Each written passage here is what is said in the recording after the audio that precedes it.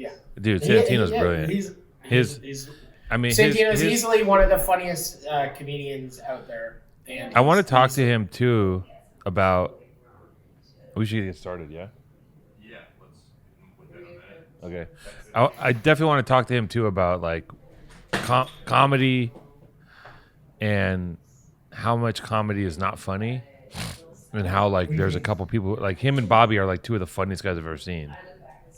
And I've been to a lot of shows, but if I went to the Comedy Store on a night and I saw 10 people, him and Bobby Lee, like most of those guys up there are fucking hacks. Like it wasn't funny to me in any way. But I guess comedy is like the lowest common denominator, right? Like you can get up there and tell dick jokes and it's one of those things that I don't know who's gonna like. What's he gonna talk about? Because he's friends with a lot of those people, right? And I know. Well, it's very political. It's very political. It's very political, and it's very. Yeah. It's like anything. It's like anything. He's like in top tier shit, right? And so it's just like you don't really want to like. It's difficult to like. You know, no one's gonna name names, so it's like it's all vague. It's like I don't want him to name names, but I just want to be like, how much comedy? What percentage of comedians? Like, what makes you funny? Yeah, and he'll be like, there's 3 people that make him. You know, he'll be like, that's Bill what I want to hear. Yeah. Like Bill Burr is his god. You know. Yeah, Bill Burr's amazing. Bill Burr is the funniest, but he's also like extremely. It's all. Yeah, but Bill Burr is also like. It's crazy. Bill Burr. I saw this old stand-up. I think Bill Burr, like maybe the first time he ever did like late night. He was on like Conan, and it was like the fucking. He just comes out and just starts murdering. You know, like it's just like jokes that shouldn't be on like late night television. You know, like it's just like Bill Burr. Listen, shit. Man, Bill Burr comedy. Here's the thing. Are we starting yet?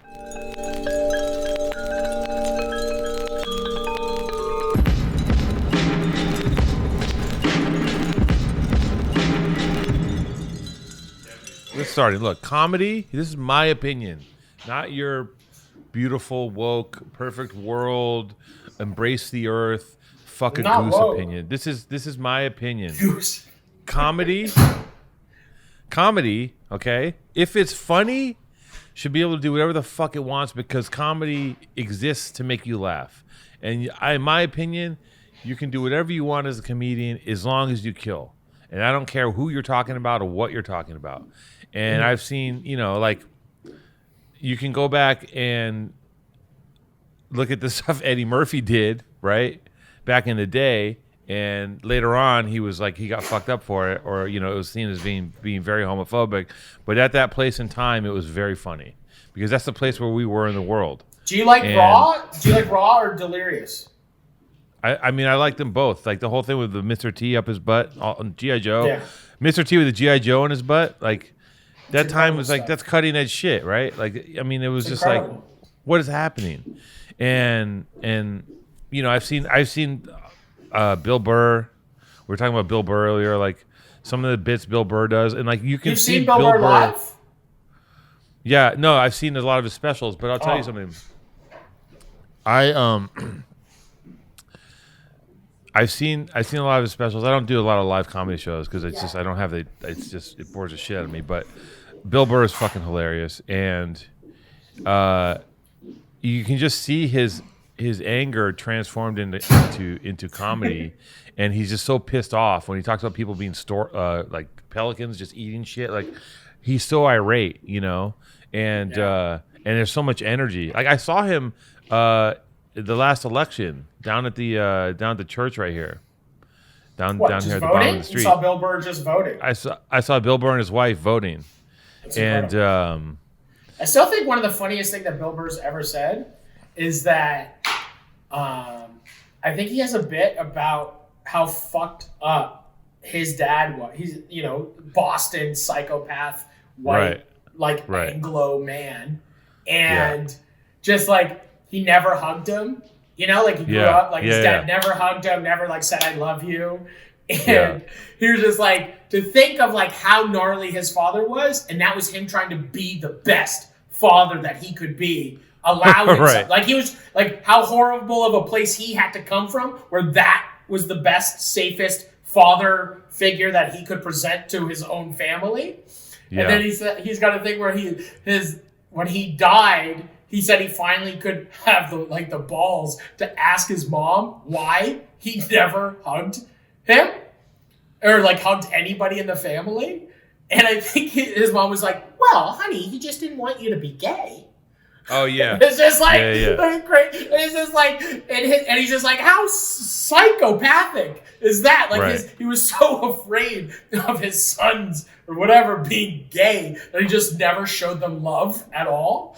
And it's just imagine, and he's like, just imagine what he had to deal with to get to that was him trying to be a good father.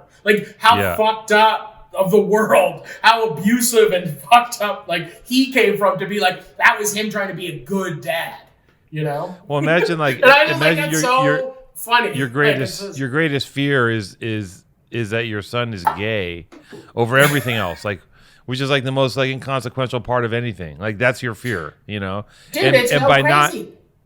By not hugging him, you're gonna create a stronger person when in reality you just create a psycho, right? You just breathe another maniac. Serial killer.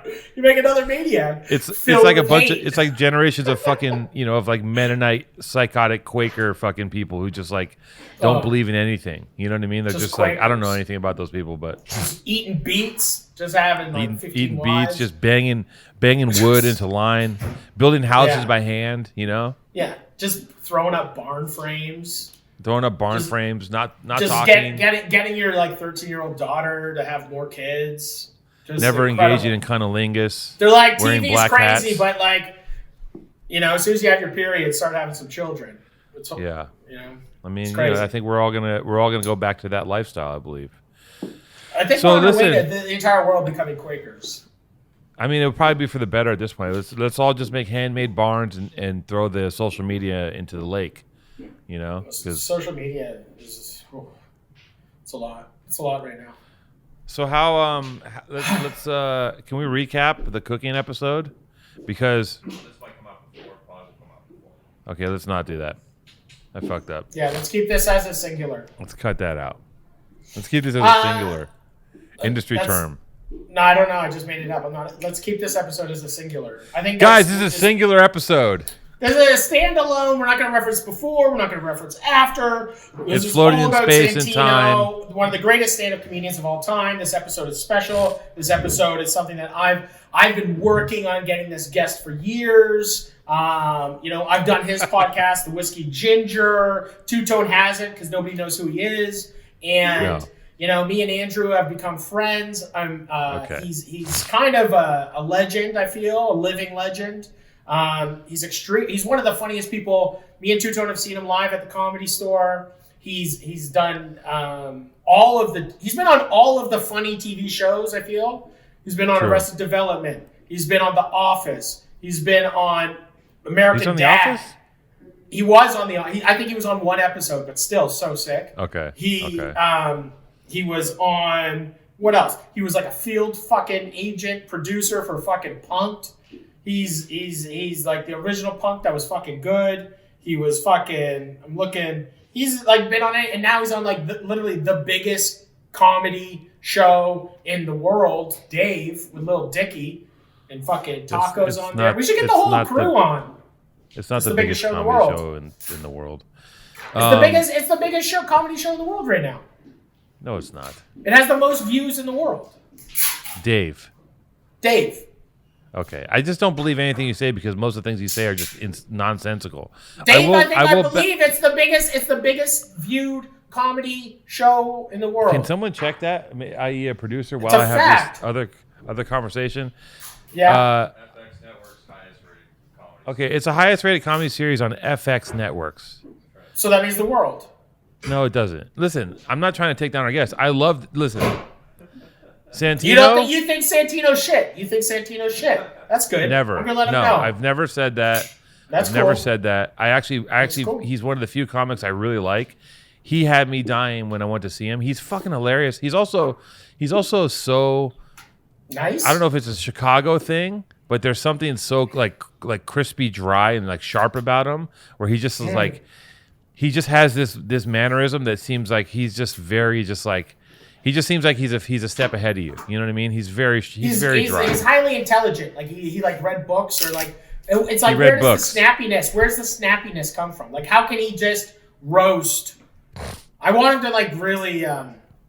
I don't know. It's such an art to like chirp people. I'm a really good chirper. I'm pretty quick with it, and I can make fun of people. You're pretty good. Like you're not great at you're good at making fun of me, because I'm good at roasting almost anybody. I let you make fun of me.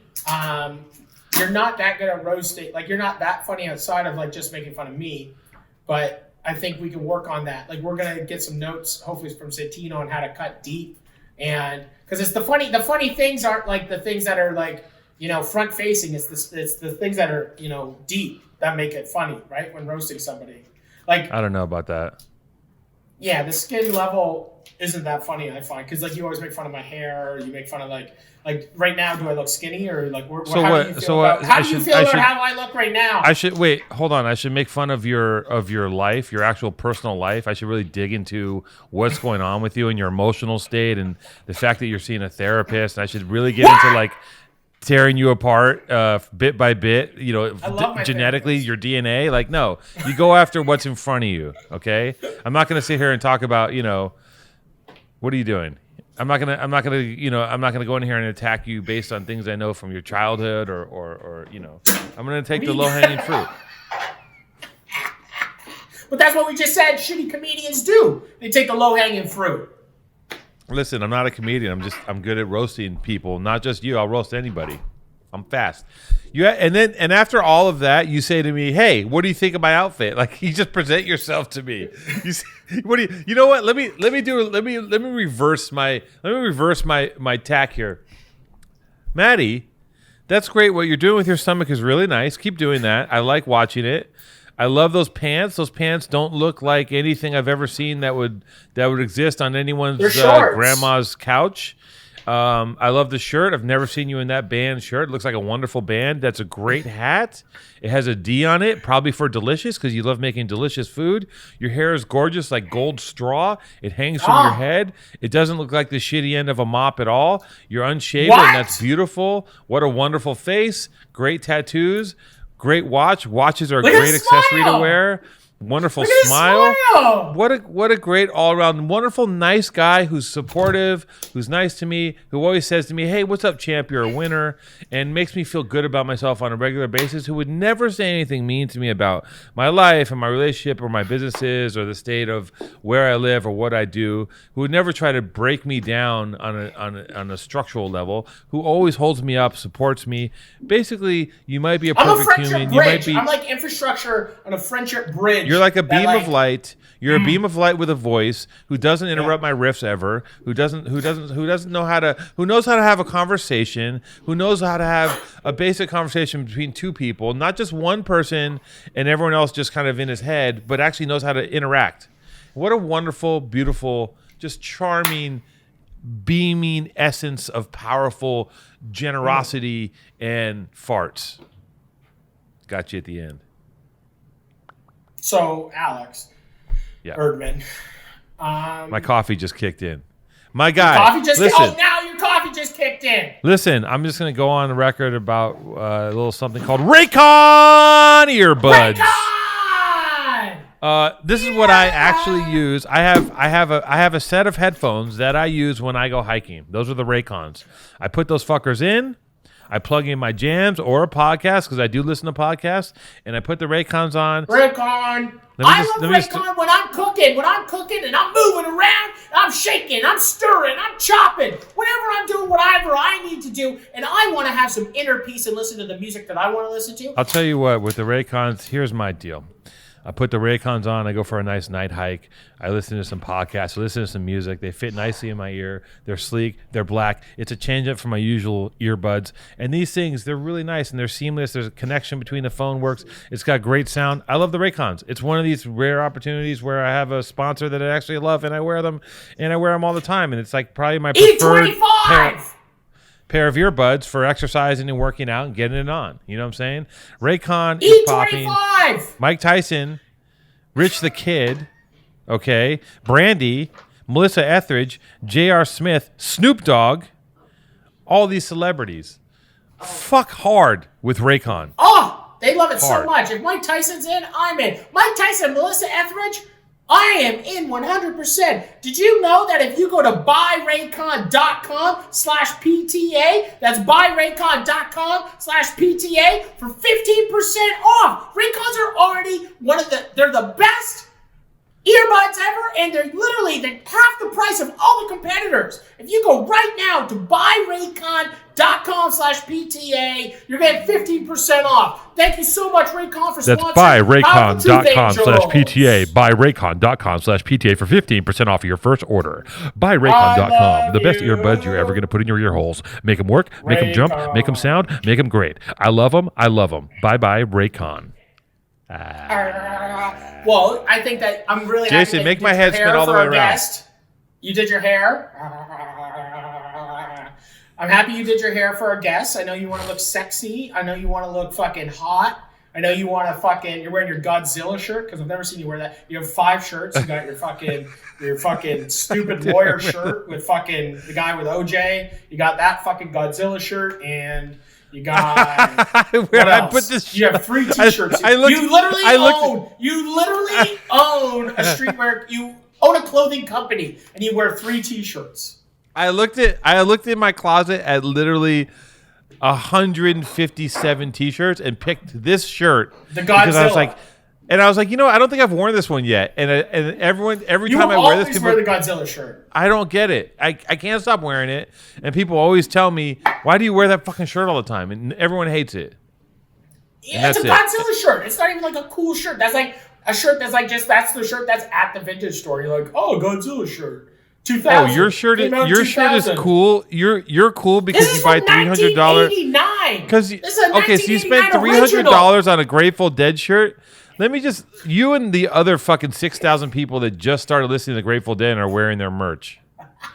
I find this shirt is it tells a story about me. No one else has it. Your shirt's fucking. You just nobody has this shirt. I'll tell you one thing right now. Everyone has this shirt. Nobody has this shirt. I can walk outside right now and find 5 15-year-old girls wearing that shirt. So shut your fucking mouth. That's not fucking true. Don't ever come after my clothes. You look like a washing machine with dysentery. All right, don't tell me about my clothes and what to wear ever in your life. And even dysentery. Think about you don't even know how to say dysentery. I said it properly. You look like a dryer has diarrhea and just farted all the clothes out in the middle of the street. You think that I look like fucking a laundry machine filled with diarrhea? That's the stupidest, meanest thing. You think that I'm like a laundry machine? Back to the full. mean thing, yeah. Yeah, exactly, everyone. Now you see fucking Two-Tone. He goes into so it and he says, I'm fucking like a laundry machine full of diarrhea. Hi, Andrew. Hey. How you doing? Hi. Man, you look great against that green screen, huh? He's gorgeous. Thank you very much, Andrew. My host, Alex Erdman, he's been making fun of my stupid outfit, and I think we were talking about how he always roasts skin fronting, you know, face value. Are you wearing fronting? Is that Zubas? Those pants? Are those Zubas from the 80s? Yeah, go Bills. Is this a good angle? Is that a good angle? Hot guy. You know what's so funny? When I was setting up the mic in the studio, because I came in to do work, and I was like, I'll call them from a proper mic so they get some good sound. And then I thought, I have no engineer here on the board, but I knew that you'd be peaking so many times in my headphones, Matty, that I turned it way down. I don't peak. I have a really good microphone. It's on a shoestring, and you peak. Like your show should be called I'm peaking. I'm peaking. I'm peaking. It is pretty much peaking. That's a multi-tiered criticism of you. You're beautifully loud. You're always peaking. What's up, you guys? What's up, Alex? What's up? What's going on? Hi, dude. We have a big show. Yeah, dude, I know. Huge. We have a big show, and we are so happy to have you on. You have bigger shows, and it's so funny. You're one of the first guests that we're trying to actually like produce the show a little bit and do some information on guests. And it's so funny because it's just like, I don't know exactly. We met through Heavy, who's been on the show. We met through Heavy. Heavy introduced us. Let's mention him though. You know what I mean? We've already wrote. We don't need to fucking talk about that guy. and so I came on your pod, and it was like the greatest podcast of all time. Yeah, you ripped. And since then, I think that your career, it's like you got the biggest show in the world. You're on the biggest show in the world, Dave. You literally, Bad Friends is like the biggest podcast, in the world. It's one of them. Big. It's pretty big. It's pretty big, thanks to George. Way to go, George. Yeah, and and I got awarded GQ's Man Boy of the Year. Man Boy of the Year. So I think it's like was there a part of this where you were saying you're the catalyst for his success because after? Yeah, I just want to make sure. I want to be clear on that. Yeah, he was. Okay. Andrew's and the catalyst of my success? No. You said after you appeared on his show, everything opened up for Andrew. Yeah. No. Okay. Andrew's had a long life he's been on every funny show. He's had a long career, but long before I stumbled upon him. It was actually, but it was honestly, it was you, Matty. Can I ask you a real question instead of talking about my career? Do you really like the Grateful Dead, or is this a cool shirt? No, it's a $300 shirt he bought. It's one of those. What are they called? Made worn or whatever? Is that what it is? Yes. No, it's just it's a vintage tee. It's a dead. He got that at Target. 1989. It's Target. From 1989. It was $700, and I can't name one song. I think it's nice. Jerry just died a couple years back, and I think it's just Pig Ben's dead, and everyone's dead.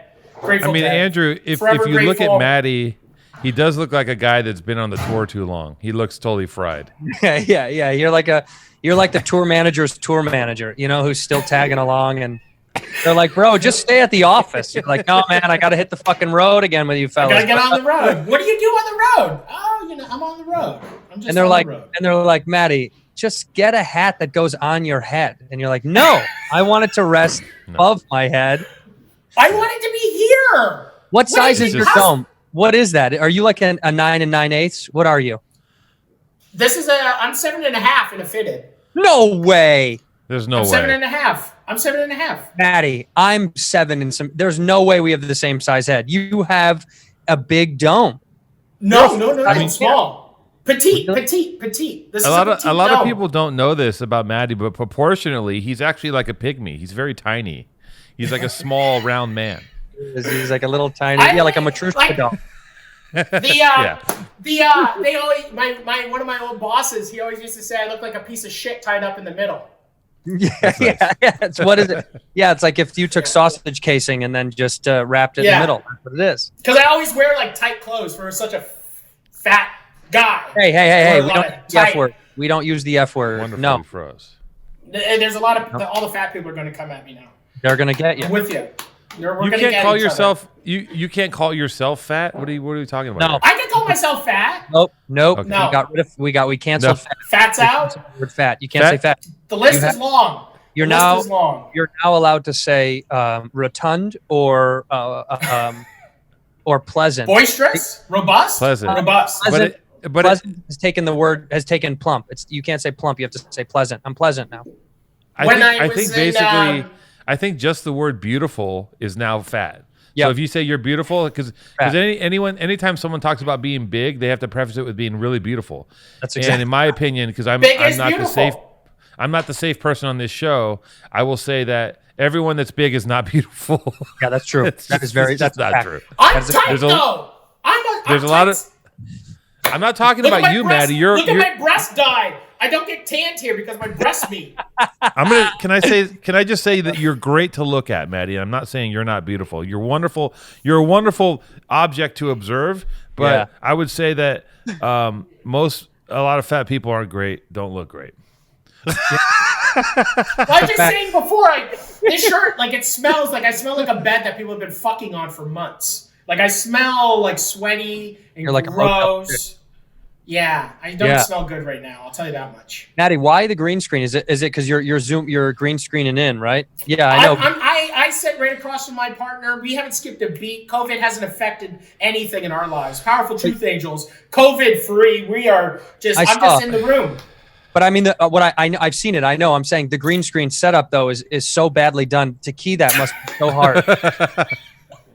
No, the technology, Andrew, has gotten so good that we're basically keying off of an iPhone on this shit green screen. I don't know. I'm on the set of Bad Friends. I'm on the set of Bad Friends right now.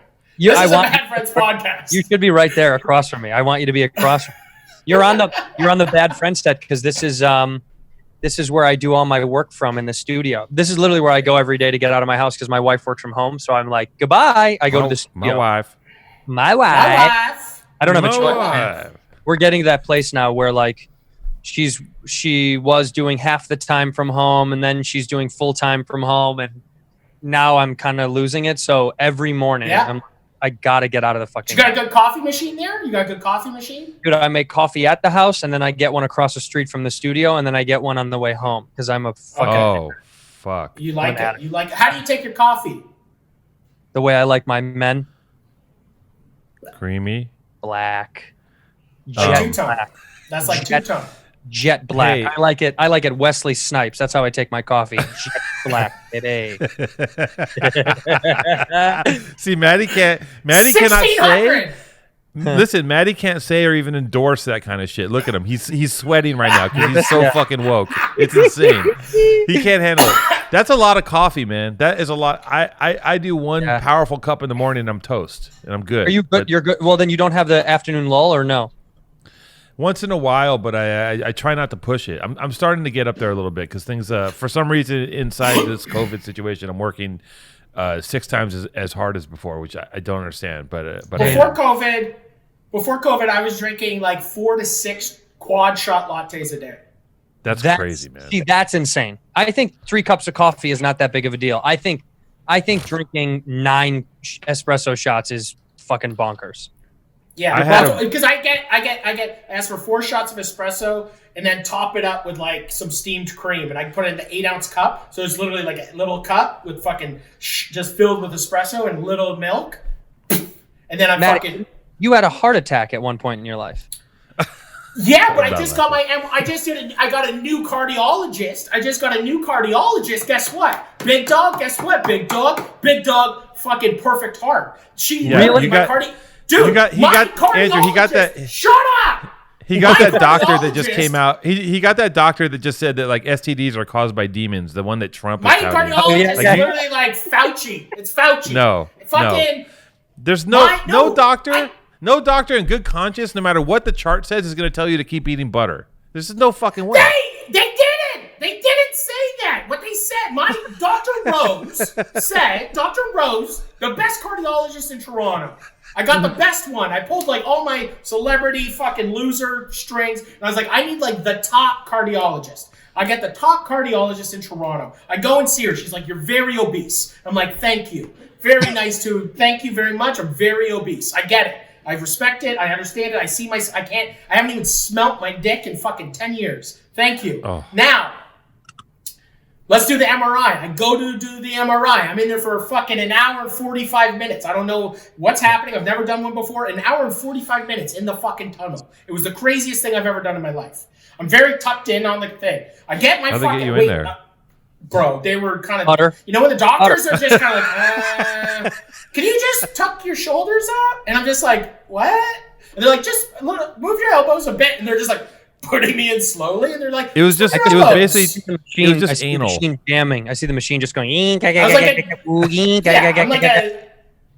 like a fucking dildo with fucking no lube going into my own piss hole. And it's like fucking... That's good. Anyway... I get the fucking report back. She calls me back and she's like, guess what, Matty? I'm like, what's going on, Dr. Rose? Let me know. How am I dying next week? Thank you. And she says, you don't need me as a doctor. Your heart is 100% perfect. She's like, Trump. You sound like Trump. Yeah. When Trump is very Trumpian. I'm healthy. Everybody says I'm healthy. Everyone knows I'm healthy. Look at my body. on the podcast. I'm getting my cardiologist. You know on what? the No, podcast. Matty, I'm not being mean. I just think that having 8 shots of coffee a day, there's no way that's good for your fucking heart. But I stopped doing it at COVID. Now I don't really drink coffee. You don't have a cup in the morning? I have like maybe like a cup of like homebrew. Like I do like Folgers. Wow. I need to have like some coffee today. Otherwise, I I do get like a Folgers. You do Folgers? You're like this wild master chef and you do Folgers? Yeah, you do Folgers. You do coffee crystals? I live in the middle of the woods. Me and my wife, we got Folgers. It's nice in the morning. The whole house. It's like a commercial. What year do you think it is? I live in the middle of the woods. I don't have access to regular coffee out here in the woods. You'll never find me in these woods. You drink fucking Folgers? Food. Folgers, Matty? What's the backup to Folgers? Sanka? What are you drinking? Sanka on the weekends? That's so crazy. You don't know Sanka? Sanka's it was an old shitty competitor of Folgers. They were like another canned coffee that failed. Can you imagine being I have one of those big Rubbermaid fucking tubs, and I open it up and I put my 8 scoops in, 8 cups of water, fucking 4 cups to Matty's face, 2 creams. I'm on my way. Boom. How is Canada? Canada's beautiful. We got about we're in my province, Ontario, my state, as Americans call them. In my province, we're down to 100, down to less than 100 cases a day. Losers, we're killing it. Mask on. We're killing it. Yeah, you guys in California, we're crushing your numbers. Seem to be doing you guys are around 100 a day, or what? You guys are doing really good. No, we're doing. I think a rack a day. We're doing a rack a day. Yeah, a rack a day dead. Just done. Just boom. That's what America does. We crush. Orange we County body. Orange County is like the same as like Arkansas right now, kind of. Pretty much. They don't. There was a woman that I just saw on Twitter this morning when I was laying in bed. A woman that started bawling. She's on her phone in her car, and she's some middle-aged white woman. And she's like, "This is like it's like Nazi Germany out here. I have to wear a mask, and they're making me." Dude, it's the funniest video I've ever seen. It's Nazi Germany. It's like Nazi Germany out here. Yeah. Like, let me tell you, Nazi Germany was a lot different than just wearing a mask, honey. No, it wasn't. It's the exact same. She's right. No, it's the same. Wearing a mask to trade shows is the fucking same as Nazi Germany. Yeah. Oh my Hitler's goodness, whole thing was like put on a mask, everybody, and everyone got really angry, and that's what really the Holocaust was everyone had to put cloth on their face. Yes, I saw Schindler's List, dude. Speaking of the mask on the face, you know this fucking argument about like you can't get enough air. You know this like weird rumor that they're like, what if you? So check this out. I have, you know, everyone has like their own versions of why they believe what they believe. I had to go to the fucking ER because I cracked my face open. I don't know if you can't really see. There's a little. So I cracked my face open on my fucking in my bathroom cabinet during the earthquake. It was insane. Anyway. What? I go to the ER. Yeah, dude, it was fucking crazy. Wait, the one in the middle of the night? Yeah, I was. You were like pissing at the same time? Dude, I woke up really fast because stuff was breaking in my office. We used to shoot out of my house. Matty, you came to my house. Yeah. And we moved it to this studio. Long story short, my dog, I thought was in my office, had fallen asleep in my office, and there was glass breaking in my office because my pictures aren't hung up anymore. So I panicked and I ran into my fucking office thinking, oh my God, my fucking dog is in here and there's glass, shit's got to be falling because I had taken stuff down and rested it on my desk. Thank God the dog wasn't in there. But on the way, I like lost my balance because the earthquake and my blood rush was so fast. I sat down, I grabbed onto the hallway bathroom and I fainted. And I smacked my fucking face on my sink. So I went to the ER. Long convoluted story short, everything is fine. I got the CAT scan and all that shit, and I had on an N95 mask, and she took my oxygen levels, and my oxygen levels were identical with the high-end N95 mask that it was when I had it off to get inside because they had taken my oxygen levels again when I went inside the machine. I needed to take off my mask, and they were identical, exact same number with or without it. So, not the Santino, it's insane. What city do you live in? Do you live near the fault line? It sounds pretty intense. It was me. I did the earthquake. We set off some ammonium nitrate in the backyard, and I did it. Okay. I know I'm not supposed to. That's not a funny joke, but that's not funny. Not funny. It's not funny. But can I tell you something? that Beirut shit wasn't an accident. That was fucked up. That shit's some shady ass. That's some shady ass planned shit. What kind of 1940s gag is a fireworks factory? Like, not real. It's. I know. What are you talking about? How is that fireworks? Well, it did not look like a bunch of M80s. Well, there's a fireworks factory blew up in Toronto a couple of years ago, actually. Yeah, but that's Canada. It wasn't the same. That's Canada. That's a Canada we thing. didn't have a lot. It was still a fireworks factory. It went up. Was there a mushroom cloud? Because I saw a mushroom cloud. No, dude, it was like it was 1/5 the size of a fucking atomic bomb. It was like this fifth. Imagine that thing was a fifth of the size of fucking Hiroshima. No, that was the ammonium nitrate they stored in this warehouse next door, completely illegally, by the way, which only makes sense that shit went off as a quote unquote accident. You were like, get fucked, dude. There's no way that was an accident. You know, that shit's crazy. The world's fucked. People are evil. There's actual villains. But you know what? They're skipping to a more lighthearted thing. There's actually really good people in the world. There's very good people in the world. Okay. Who? Very good where? people. Yeah, this guy Steve that lived up the street from me is a sweetheart. Yes. He rolled in my trash cans the other week. Yep. Yeah, he's a nice guy. Love a good neighbor. We love a good neighbor. Back into the garbage can, dents it, doesn't pick it up. He was a sweetheart. Steve's a well-known nice person. Everyone knows this about Steve. Everybody knows that. Yeah. He's a good dude. And then, see that transition?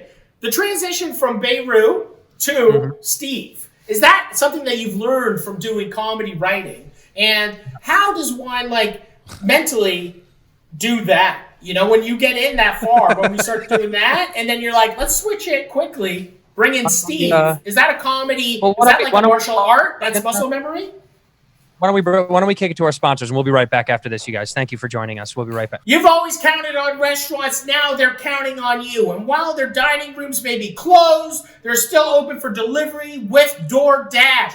DoorDash is here to bring food from the restaurants that you love to your door as quick and responsible as they can. We love DoorDash so much. Two-tone. Listen, ordering is easy. You open the DoorDash app, you choose what you want to eat, and then your food is delivered safely outside your door with the new contactless delivery drop-off setting. I'm going to say this. I use DoorDash. A lot of times I don't want to cook. I hate fucking cooking. Cooking takes a long time. It's a mess. I open my phone, I press a button, and I get a piping hot meal. It's fucking perfect. I love DoorDash. I love this sponsor. I love DoorDash very much too, and I love eating. Right now, our listeners can get $5 off their first order, $15 or more, and 0 delivery fees for the first month when you download the DoorDash app and enter code PTA. That's and keep in mind, $5 off. Keep in mind, you're a fan of food. You love restaurants. You've been counting on restaurants to take care of you. Well, look, support these fucking restaurants that have been a part of your life, and you can support them by using DoorDash. Matty is actually a restaurant himself. Look at him; he's a whole eatery, and you want to support this business, this structure. Use DoorDash. Keep these fuckers alive. Feed yourself. Feed the community. Feed the infrastructure. Feed the planet. Feed yourself with DoorDash. Don't forget that's code PTA for $5 off your first order with DoorDash. Thank you, DoorDash, for sponsoring this podcast. We love you. Thank you, DoorDash. We love you. Code PTA for $5 off of your first order on DoorDash. Code PTA, $5 off first cash on DoorDash. $5. PTA. Wouldn't that be so great if I threw it to an ad break? No. Dude, we'd get money. We'd actually get money if you did a fucking ad. I had to talk about the Beirut thing because I made a bad joke about the earthquake, and then I had to get serious, and then I thought, this is a podcast, but I like you guys, and then I thought, I got to get back to somewhere fun and loose. What is my comedy karate process? It's we want to know, honestly. Yeah, honestly, we want to we think that you are easily one of the best comedians in the world, and I want to know. Did you, at the beginning, want to be a comedian? Because you have acted a fuckload. And I want to know because the thing is in my brain is I was a chef. Then, all of a sudden, I found that I could do something else. And I saw that could feed the other thing. And I just want to know kind of like if you could talk, I would love to actually genuinely know, like, was it comedy stand up first? Was it jokes? Was it like watching Delirious, watching Raw, watching Pryor? Right. Like, what was it? And kind of like, I'd love to actually know that kind of shit. I think the real intonation of me becoming a comedian, and this may sound like not real, but my grandfather was like unbelievably funny, and I come from this class Irish Catholic family, and you know, we used to say like when you're poor, you know, my grandfather had 10 kids and he was a firefighter and raised 10 kids on a firefighter salary. Literally American. That's the most American. The most. That's in the American flag. Yes. It is. Yeah. But if you look closely, they're all in there. There's a little firefighter with 10 kids around him, panicking. But I think like when you're poor, you do one of two things. And I say poor because they say the working poor, right? They were like a working class people who never really, they got by in that era. Yeah. But today you'd be fucked. I mean, it would never work. You have one kid and you got to be a millionaire. But anyway, the idea of when you're broke, like you can either cry about it or laugh about it. And I just think like my family's attitude was always like, my grandfather would just make jokes about the wealthy or the things that were uneven in the world, or the upstairs downstairs theory of life of like the haves and the have nots.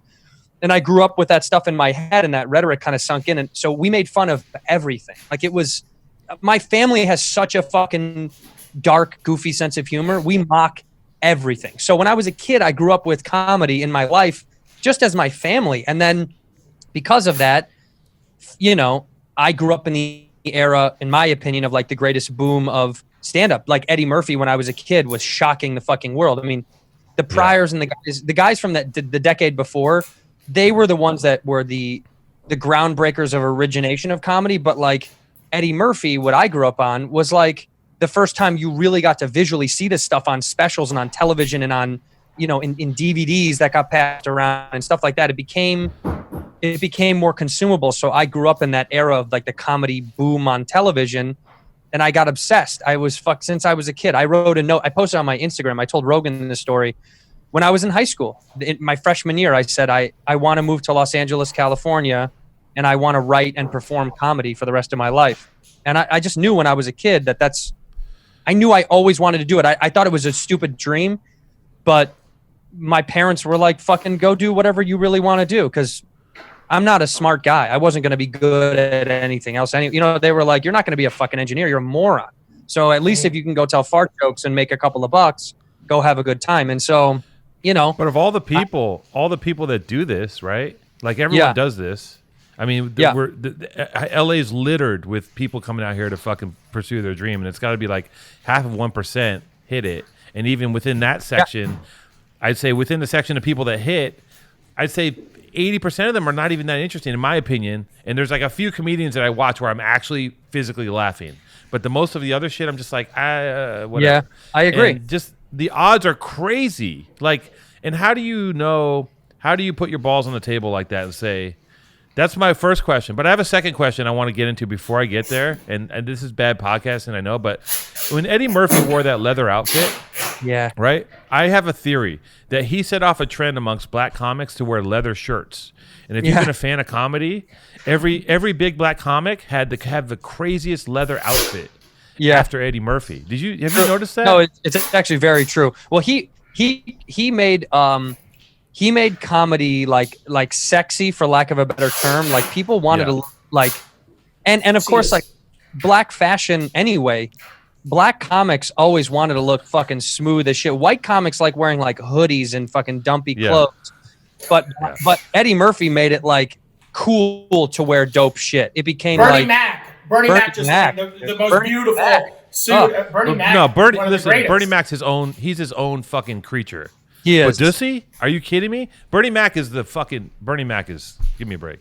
Yeah, he was fucking rest in peace. He was one of the greatest of all time. One of the greatest. But I think you're right. I think like Eddie's kind of set the tone. Martin had a leather shirt. Yeah, and Martin copied Martin. No, I shouldn't say copied it, but like a lot of guys. I mean, Chappelle wore a leather like shirt jacket on his HBO special. It was like it was some kind of shacket. It was like, you know, shirt jackets where you're like, I can't really tell what that is. It's a shacket. Yeah. It's a shacket. And after that, it became it became style was influenced in comedy because of Eddie. I guess that's what I'm saying. It's not like the age-old arguments of like, is Michael Jordan the best basketball player? You could say there's guys before that had, greater scoring numbers, but who made the game as unbelievably like fucking fascinating to watch, like the way Jordan did, the way Eddie did. It's just, they made it a new thing, and then everyone followed suit until, now I don't even know what comedy is now. They're giving comedy specials fucking to people that don't even do stand-up anymore. So what the that's fuck the is weirdest up? thing. I honestly, I want to know, like, does it make your blood, like, it's like, I know when I see, like, chef shows or all these things, and it's just like they get one thing that hits on like Netflix or Hulu or some fucking thing, and then there's like another one, and it's just like that's, and I know that is like, Matty, like, God forbid a chef do like 100 projects and just keep putting himself out there. That'd be crazy, right? Well, that's what. Okay, I do my shit myself. Okay, I don't need some network. I got my fans. I'm for the fans. I'm for the people. Ask you I like making no money. Okay. Can I say something about comedy real quick? Please. Just an outside observer. Please. And I was having this conversation with Matty before, because Matty's he's very worried about. He doesn't even want to talk about your bit because he's scared of them. He's like, cut this out. I don't want to put this on. He's talking about one of your legendary bits. Shut up for a minute. I'm talking. This is good. And my stance on comedy is this: like, the world's gone crazy. Everything's been polarized into one side and another side. No one can, you're either right or you're wrong, or you're wrong or you're right. And comedy, I feel like, in my opinion, if it's fucking funny, do whatever the fuck you want, right? Be as crazily, insanely racist, homophobic, whatever the fuck it is. If it's funny, because I'm not those things. I'm not racist or homophobic or sexist. But if it's funny and it works, it works. Like, and there's stuff that is definitely dated. Like the Eddie Murphy shit. Eddie Murphy stuff is dated. You go back, you're like, okay, that's a little crazy. But at the time, late 80s, early 90s, the whole world was in that place. Like, yeah. And I just feel like comedy, like if it's a beautiful painting, let it breathe. You know what I'm saying? Like, that's how I feel. But because no, you're right. I mean, look, I look at it like this. Even if you say something offensive or fucked up, as a comedian, inherently, our job is to kind of like do those things. Our job is to fucking say dumb shit or fucked up shit or question something or combat society. I mean, that's literally what genuinely people want us to do. If we were always saying stuff that everybody agreed with, what a not funny thing to do. So inherently, I think when you crack jokes about anything that's sensitive, as a comedian, it's coming from a place of, I'm trying to make something funny. Almost never does a comedian say something that is inherently negative on purpose, right? Like, no comedian who's actually racist would make a bunch of racist jokes. In fact, they'd probably avoid it like the fuking plague because they really feel that way. I mean, like, that's the truth. Is like, if I'm joking about it, I bet you I'm okay with it. You're rarely going to get a comedian who's like outright homophobic and then is outright on a bit being like, oh, I can't let these fags kiss. It's gross, right? People will think joke. Yeah. I mean, like, people will be like, this obviously is a joke. So comedy doesn't come from a place of hate. And I think the more people just realize that, the more you have to go, he's probably just fucking around. Like, it just doesn't come from a place of hate. Hate's hard. Hate is hard to be funny. Like, hate's a little too real. Mocking things or belittling things, that's probably because that's just a way to juggle a sensitive issue. It's I just don't get why people, also Burr says this all the time. Like, I don't get why anybody takes us serious. Like, we're fucking around. Like, if I'm having a serious conversation with you'll know. But if I'm joking around, how could that be taken any other way? Like, I think we're sensitive because, the world is so fucked up, and so people want to make sure that they don't hurt anybody anymore. And I think in doing so, we're like getting away from also making light of things to make it easier on us to get through life. Like, we need to shit on stuff. Look at how fucked up everything is right now. Like, we don't have a choice but to joke around. I mean, we're fucked. We can't overly sanitize everything. It's crazy. Like, everything can't be fucking homogenized and clean. Like, I agree. I mean, we'll get into a dark place if we can't joke around about, if we can't joke around about stuff that's unfortunate.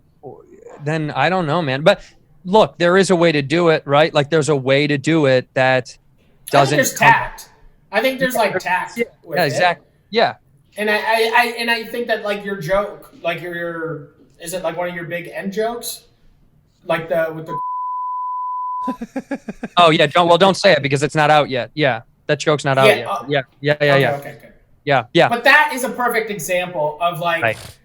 You're going one way, you hit him the other way, and then you're the reason. You're the way that you think about it. That's the reason, right? Well, yeah, that's my point in that joke. Without giving it away, the point of that joke is people, not just in this world. Everyone projects their feelings on other people so often that, especially in the world of comedy, they'll go, "I didn't like what you said." Because it's XYZ, but it's like, no, that's not my intent. You've perceived it your way and projected your feelings on it and took it in the way that you wanted to. So that's on you. Like, if you that don't, joke is the hat trick. Like, you literally is like hilarious and like, oh, guess what? It made you think. You know, like, it actually like. It's so fucking rare. And like a lot of people do this shit and they're very heavy-handed and I don't find them funny at all. Like most comics, I'm just like, it's not interesting. But the way you fucking spun that shit, you just did not, you know. But that is like, I think that is maturity, and I think that is like the thing about that is like that. He's like 12. What do you mean? Experience. 13. It just shows like that joke. And I just think that the way that you like, I don't know, like you're just like. You're like a tried and true, and I know that like you love Burr, and like Burr is like the guy, and it's just like you are like I think on his level, you're easily just as funny as him, you know, or 100%. Even at times funnier, and it's just like one of those things is like I like it's like how the fuck are so many people in the industry that just, and I know that we've already slightly talked, like how are there so many people that just don't know how to fucking say a joke or write a joke. Because it is just like, you start a thing, you kind of do a spin, and then you fucking finish hard. And it's just like... I think people are afraid. I think a lot of people don't write... I think people are really scared now of... Here's the irony I've found. This old like rumor of like, what can you say now? That's not a real thing. You can say whatever the fuck you want.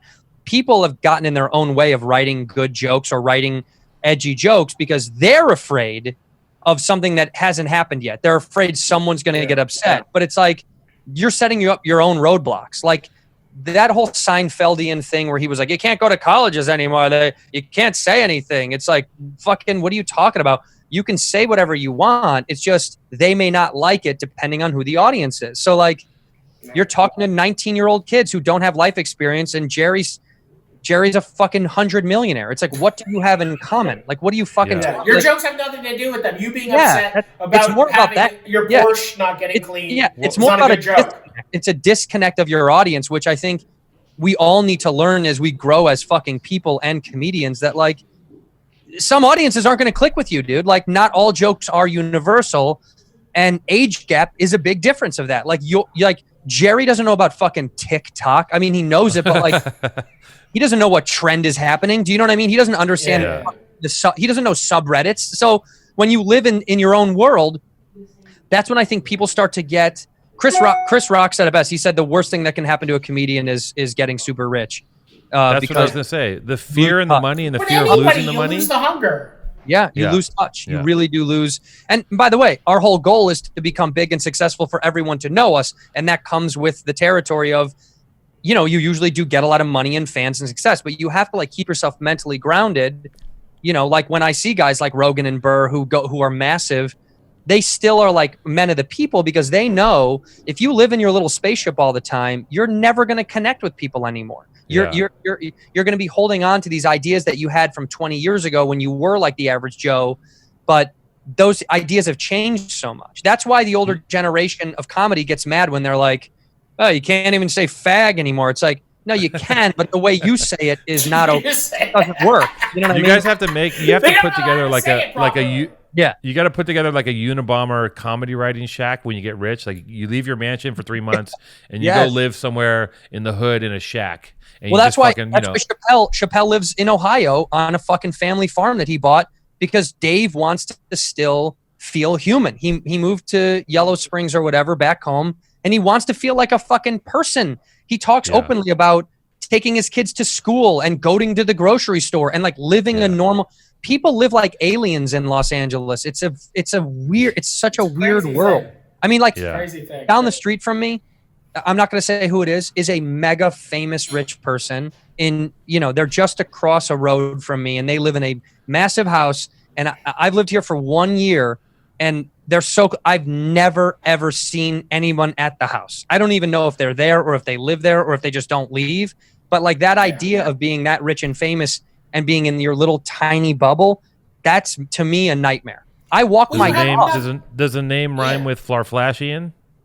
The name rhymes with Beeve Morel. Got it. Come on. You're so smart. That's why you're so smart. Maddie's never gonna get it. Honestly, Maddie's never gonna get it, and I love it.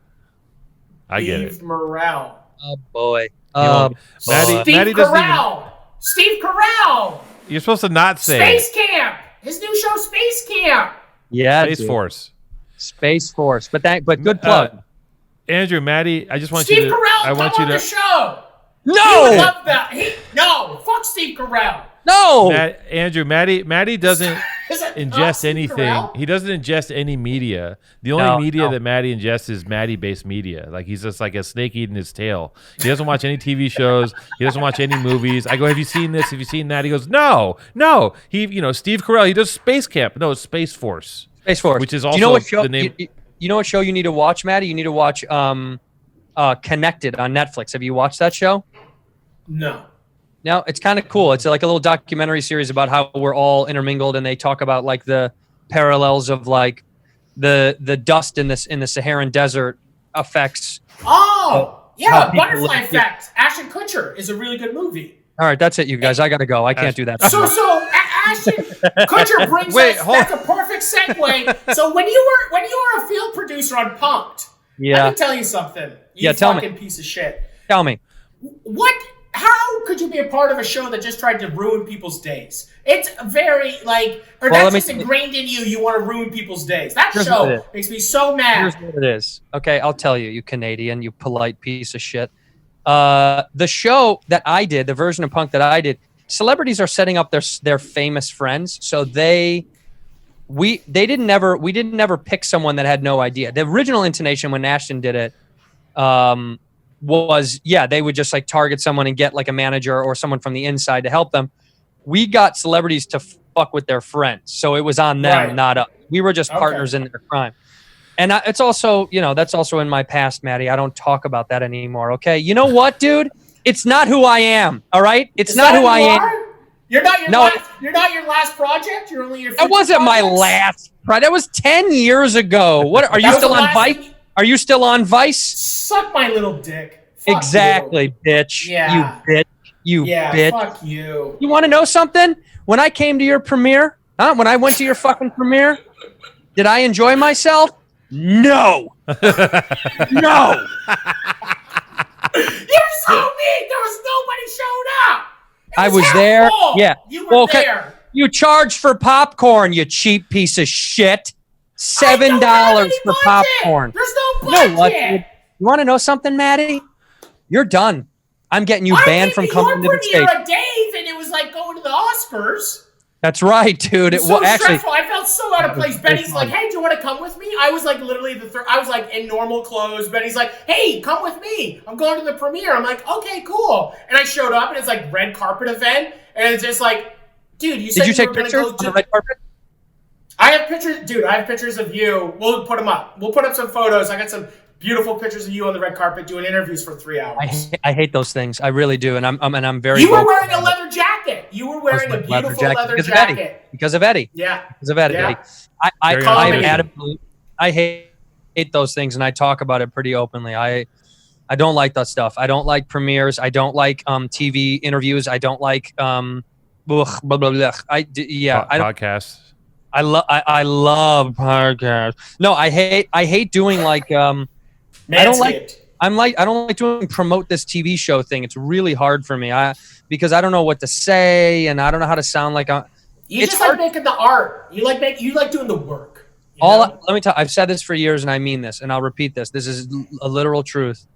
Keep the fame and the attention. Just give me the work and the money. I don't want any of the bullshit. I just want work and money. I don't fucking care. I don't. How fun is it to make stuff? How fun is it to make? All I want to do is work and make money and fuck around. I don't like the stuff. I don't want to. I don't know.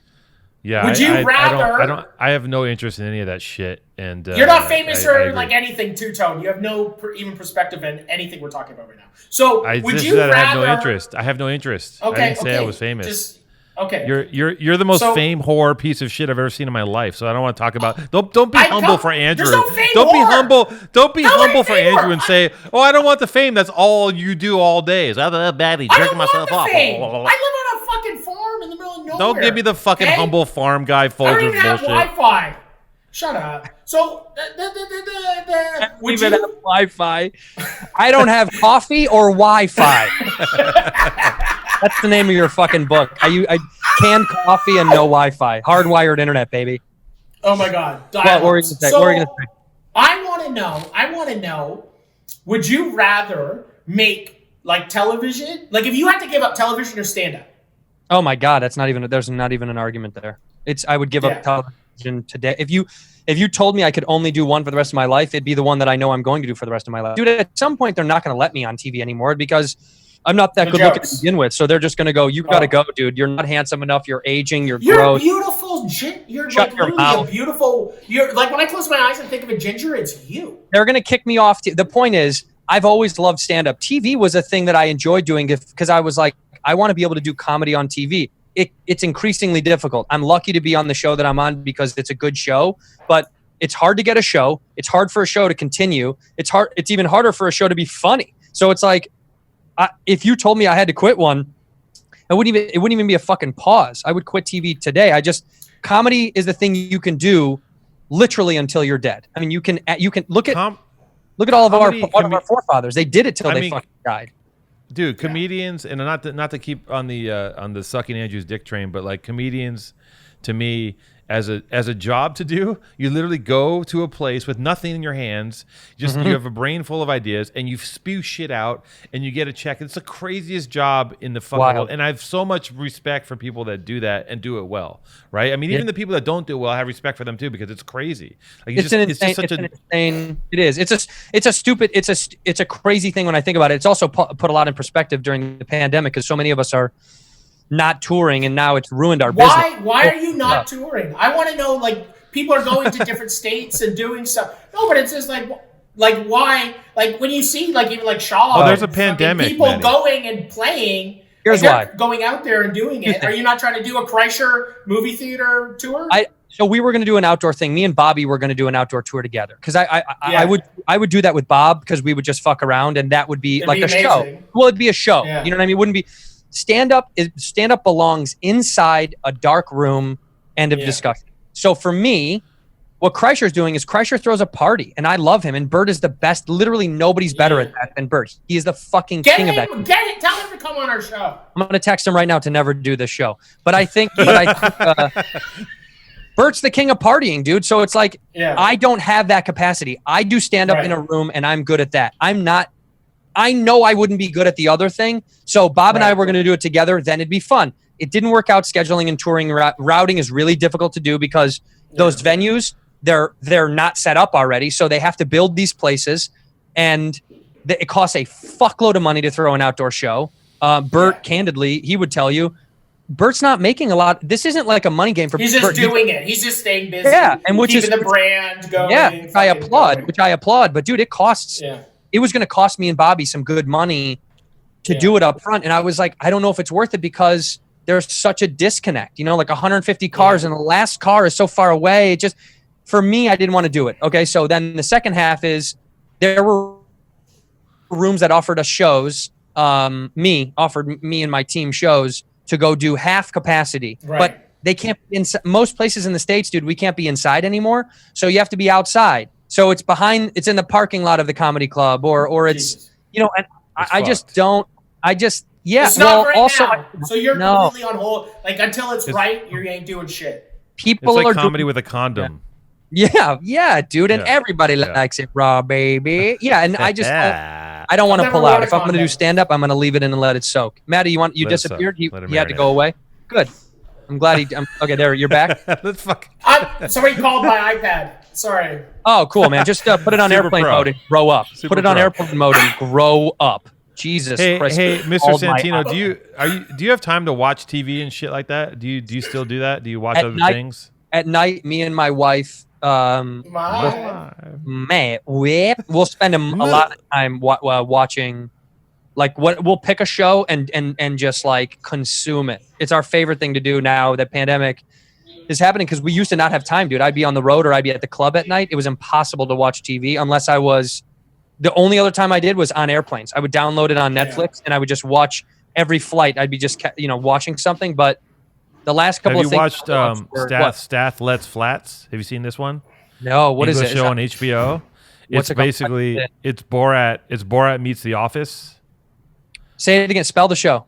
Stath, STATHLETS, Let's Flats. I just stumbled across it on the new HBO where okay. HBO just merged everything. And if you let it go into like the third episode in the first season, you're fucking hooked. Like the first, it starts slow, but once you get into the characters, like it's like crazy Greek family trying to rent apartments, and it's like it's a little derivative. It's a real obviously very Borat in The Office, but it works like a charm. I fucking love it. I think somebody did tell me about this. In fact, because you know why? Here's why I do know this. Somebody did tell me, and I am going to watch it because this Natasha Dimitriou, who the girl that's in it, she's my favorite fucking character in What We Do in the Shadows. What We Do in the Shadows, yeah, dude, she's so fucking funny.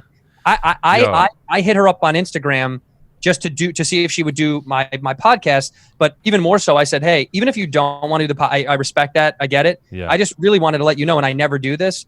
I think you're so fucking good on that show, and it's so underrated. I mean, it got 8 Emmy nominations, but that's the business. But I think socially, like I have friends in Chicago who are my barometer of like what is, you know what I mean? Because they're not in this business, and a lot of them have never heard of it. And I was like, oh, it's such a Is that the vampire? That's the vampire movie? Yeah. Is it the vampire movie? I gotta go. I can't do this anymore. I have a question. Is it the vampire movie? What the fuck, Matty? God damn it! Damn it!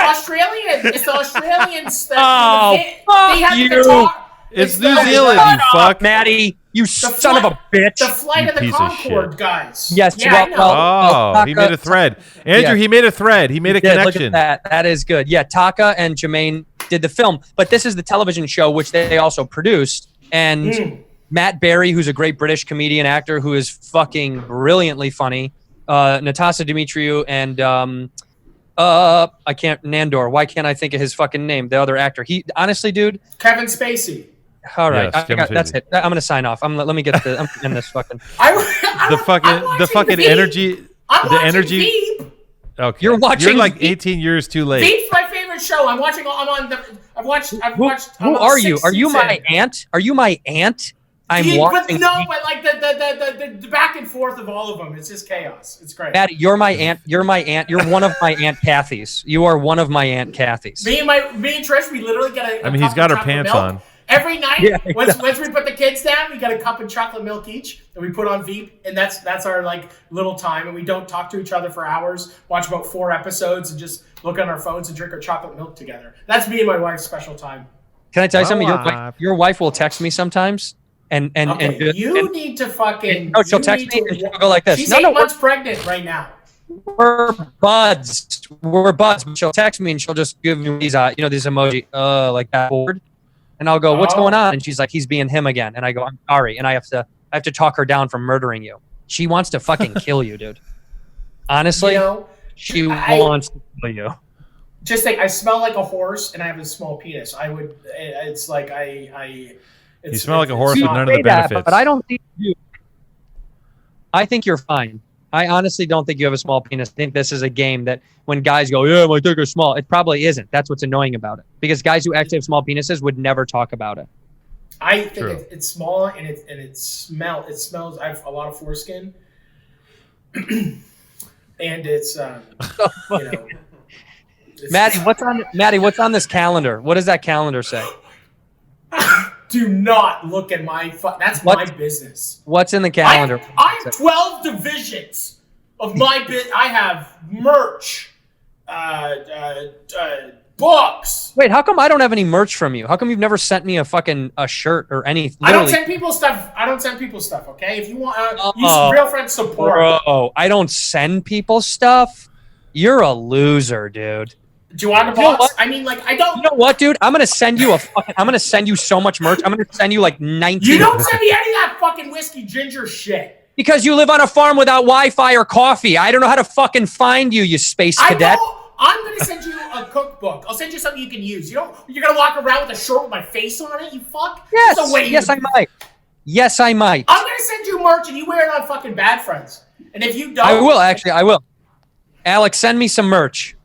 What do you want? You should get some Born and Raised. You should get some Born and Raised gear. DJ Premier. Yeah. He likes rap. You know what that is? He likes rap. You know about Born and Raised? Rap. Yes, I do. Maddie saying listen, like rap is the most embarrassing. He likes rap. That's just such He likes the hibbity hop. Listen, I will send you a box. Yeah. Of course. I would love it. He makes good stuff. He makes real merch. Here's how you know that I like hip hop. I'm actually a hip hop I'm like a hip hop freak. DJ Premier and I became friends, and it was the greatest day of my life. I was texting him in bed at like 6 a.m. 6 a.m. because it was 9 a.m. in New York, and my wife. Do you text him the way that we text? No, him and I. It's more. There's way more love. You and I, it's just. It's way more gushy with DJ Premier. It's way more silly. A lot of emojis, a lot of cat gifs, all that shit. Yeah. Maddie last text he sent me. Maddie asked to borrow money. He goes, "Is there any way can I have 50?" That sounds like Maddie. I was like, 50 grand. What an insane request. That's a lot of money, man. I mean, that's not a small. I need to get lipo. I need to. Hey, with your entree into rap, like you're talking about DJ Premier. Yeah. Where did you? It sounds like you kind of you've been listening for a long time. Streets of Southside Chicago. Hold on, I'm asking him a question. Okay, let me finish. If you're at DJ Premier, when did you tap out? Because I get the feeling that you're not up to date with what's happening right now today, because it's very confusing in the rap world. You're wrong. I am up to date, but it's only because of I make a conscious effort to try to understand what's going on. But I ended my hip hop, my love of listening to ingesting a lot of hip hop in the early 2000s, mid 2000s is when I kind of. It's when the game changed so much. I started to wane, but I still understand the game. I know the names of I know who's big and I know who's underground. I know who's more of an indie, like more indie guys, and I know who's, like I know who Lil Pump is. You know, yes. I'll know the name. DaBaby. You know DaBaby? No, DaBaby. I mean, DaBaby's mainstream. Yeah, I'm talking like TK and NLE Chopper. Like, there's if you go on No Jumper and watch that show, I know No like Jumper. 20. Yeah, there's like 20 people that. You ever watch the No Jumper porno? Yeah. Yes, that's my preferred session. Isn't that his wife? Sure. Isn't that his wife? Lena the Plug is his wife or girlfriend or what? What is she? So, yeah. By the way, of course, I've seen that porno. You know what I mean? Like it's. I stumbled across it the other day, and I was just like, "What?" You stumbled. It's like his cock is nice. It's deep. She follows me on Twitter. She's a big fan of comedy. They're fans of they like stand-ups, but it is so funny because I can't follow her back because I can't be scrolling through Twitter on my couch with my wife next to me and just see like her fucking butthole on my Twitter feed. You know what I mean? Like I can't. Yeah. I don't know how to be like, oh babe, it's she's in the game with us. You know, it's like my wife immediately like really. She was a guest. She was a guest on Tyler Belly, so we buddy's wife. This is a work Twitter. So work. Yeah, this is my work. Can I do a quick? I'm having an issue. Who does you're in an aquarium? What's going on back behind you? What's with the? All right, so I'll explain. So first of all, where is it? How great is that piece of art right there? That's an oil that Shakespeare? drawn. Yeah, it's incredible. And this is an artist. This is a Japanese guy. Where am I? That's a Japanese guy. You. That's Kosuke Miyagi right there, who's one of the fucking. And I'm wearing a Gangstar hat, by the way. Speaking of which. Wow. So what happened here was when we got this studio, we didn't decorate it, and our producers were like, "What do you guys want?" And I was like, "I don't fucking know." Like we just like I don't do that shit. I don't know how. So the fans started shitting on our stuff, and my wife, who's very brilliant, who's like very quiet and funny, she goes, "Why don't you just troll them harder and put up annoying wallpaper?" And I was like, we got on Amazon and I ordered this shit and we put this bullshit up and I love it because fans hate it. It's so annoying to them. And I think I'm just like, yeah, they're going to mock our studio. I was like, well, then we're just going to keep trolling our fans. So for a while we added so much shit in here. You could barely see me and Bob. It was like we had like Japanese lanterns. It was so annoying. Yeah, and because it doesn't make sense as a comedian to have a really slick, beautiful backdrop. It doesn't make any sense because I look at comedian like podcast design because I'm in design and like I look at stuff and I look at our design and I'm like, what the fuck is going on? It looks like the most crazy like psychedelic kids like dog shit. And I look at all the comedian stuff and it all looks like it's like you're creating a room for your kid who's mentally disabled and loves fish. And if you know, I work with a mentally disabled guy. Bobby Lee is actually handicapped, so this is him. Something has to keep him calm for 2.5 hours when we film. It's incredible. Yeah. I mean, we have to take a lunch break. Yeah, we take a lunch break mid-show so he can go smoke a cigarette and watch the trains go by. I mean, we have to have some kind of balance to this whole thing. Okay, I want to ask you another question. Mm-hmm. Are you Mad TV or SNL? I'm not on either of them, dude. I do not know my no.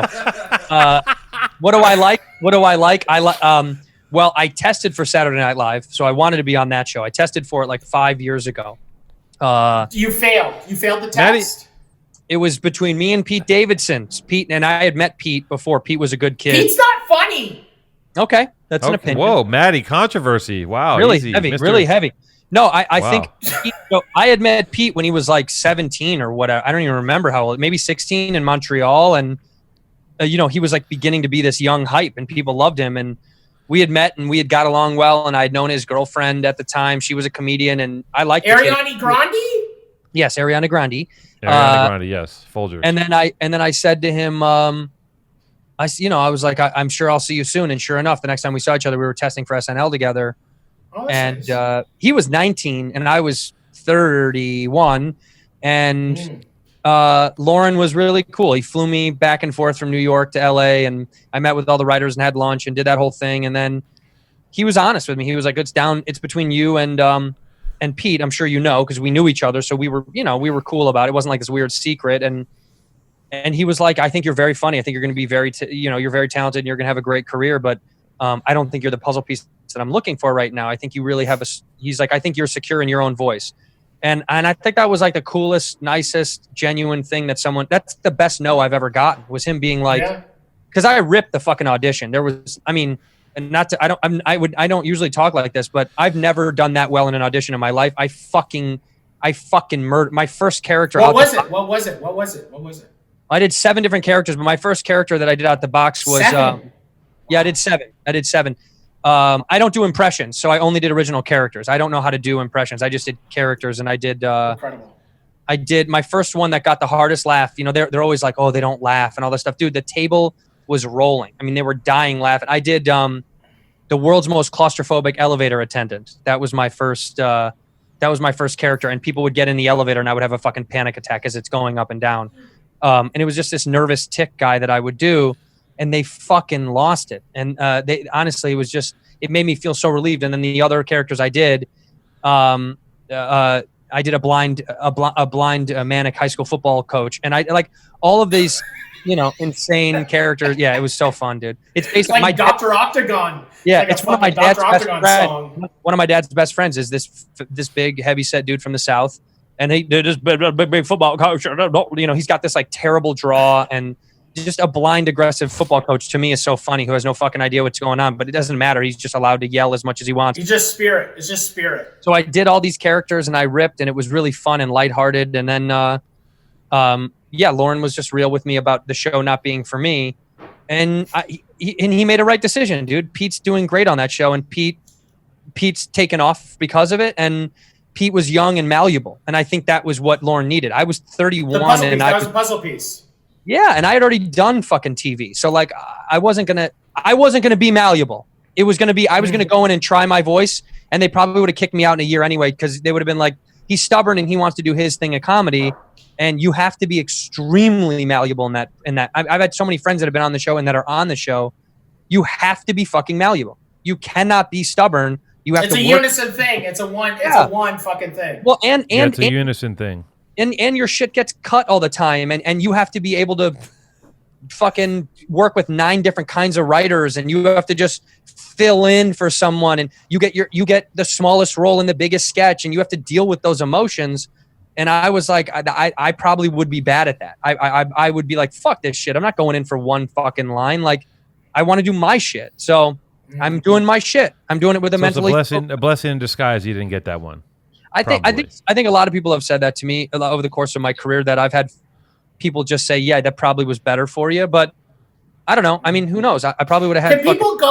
Can people that get on SNL, like, is that like a thing where it's like you reach such a level of like celebrity? Can you go? It's more difficult to get back into stand up and have that respect. Like, no. I know that people like. Can people waver and go this way and then come back and still kill the same way and still have the same respect? Yeah, totally. I mean, what do you, I mean, if your jokes kill, your jokes kill. Yeah, if you're good, you're good. The alumni from that place is, in my opinion, is one of 2 things. You either, hey, who the fuck is that in the background, dude? That's fucking dude. That's fucking Jason, our producer. He's a piece of shit. Milk God. Hey, Jason, what are you doing, dude? We're shooting a fucking show, man. Yeah. Look, he looks like he's looking at his laptop.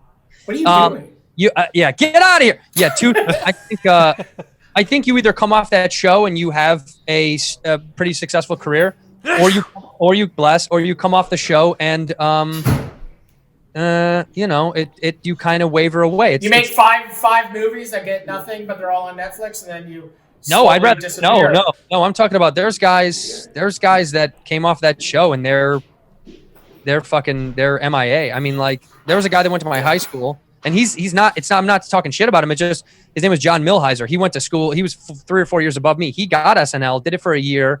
And John, he's still making comedy and doing sketch and improv, but going from that show to then just going back to being a sketch and improv guy at a local small level, I'm sure is a massive ego check. I don't know him personally, but I feel that's what I mean. Like, it's hard to go, like, that's the top, right? Like, I feel like what I'm saying is, when you get off, you have to go up.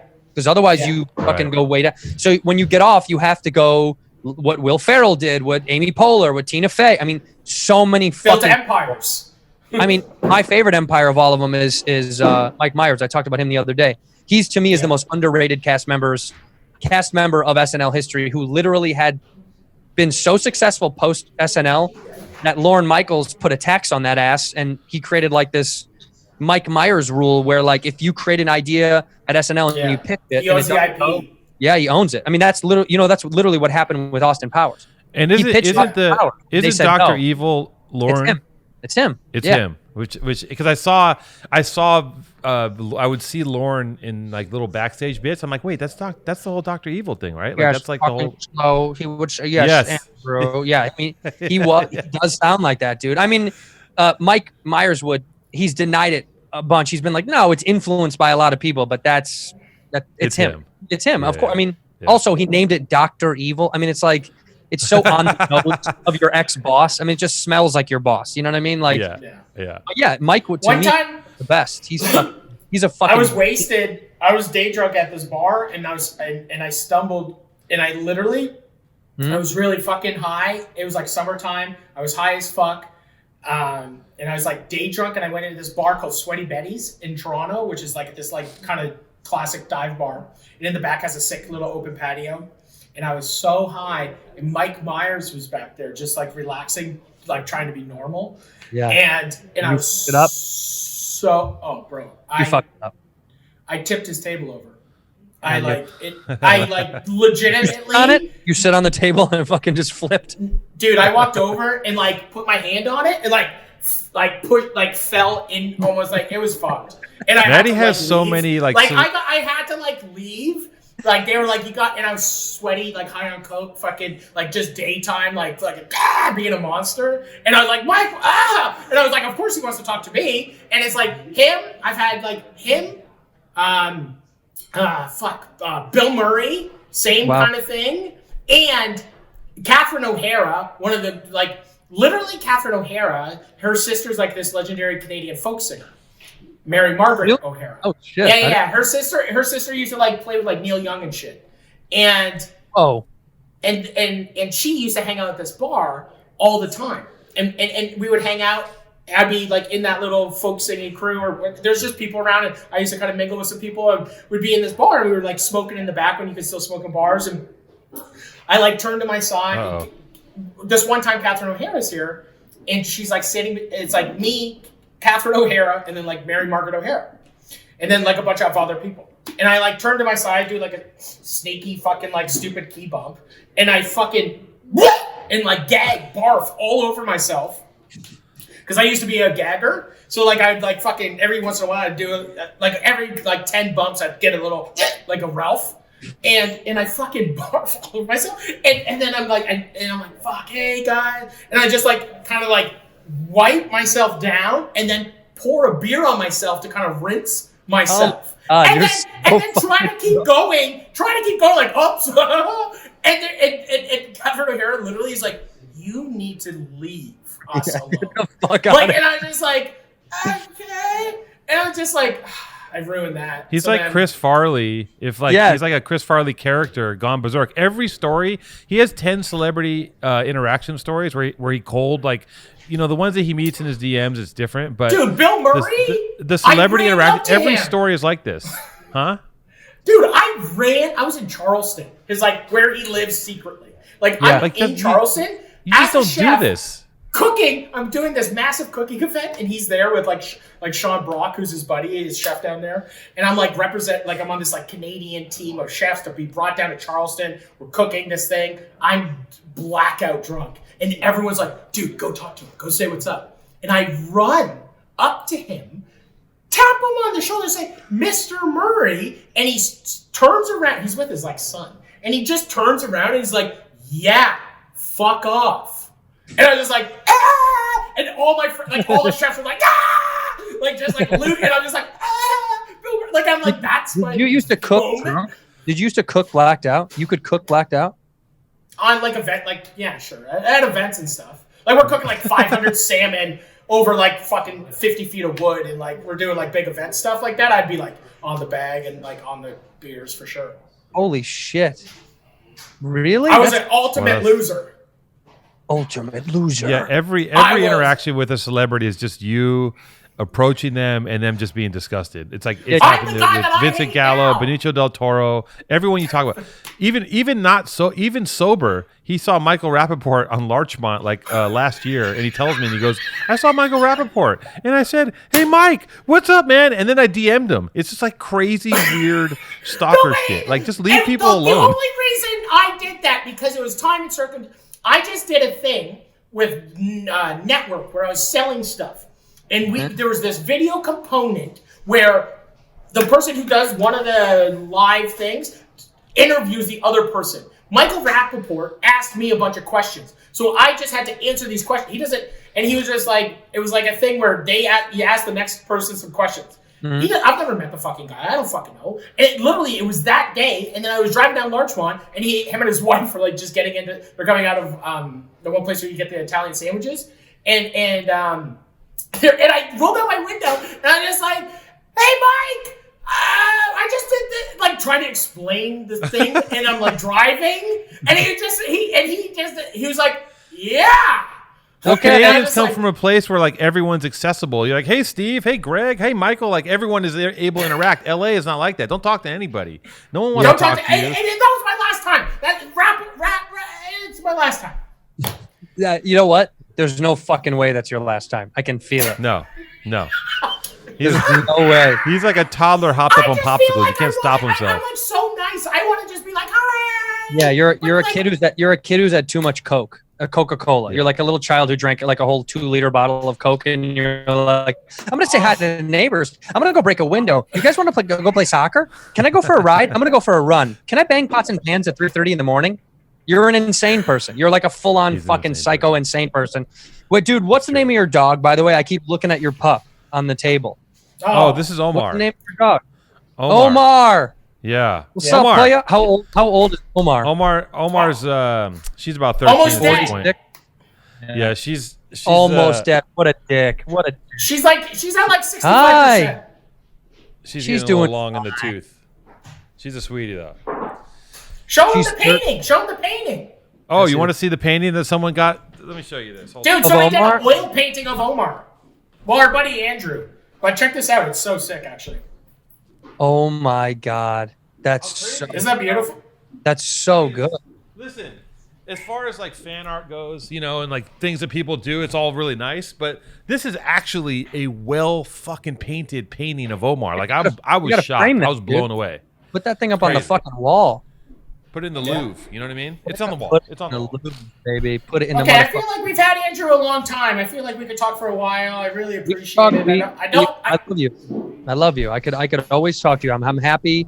I'm happy that we got to do this. I'm sad that we have to do it over Zoom because of COVID, but it's all right. We have a dude. lifetime. We have a lifetime.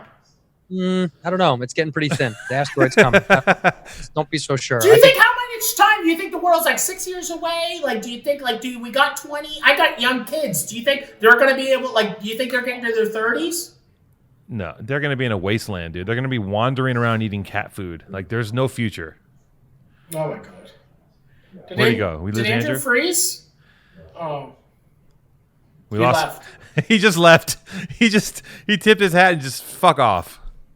Losers. We're losers. He won't come back either because he's just the guest. So he won't even try to come back. Andrew? He's hard frozen. Listen, if he doesn't come back, what a show.